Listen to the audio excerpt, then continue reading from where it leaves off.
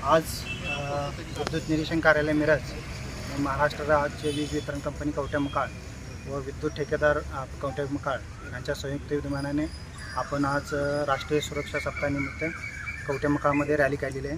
ही सदर रॅली जी विद्युत सुरक्षा सप्ताहानिमित्त काढलेली आहे आपण.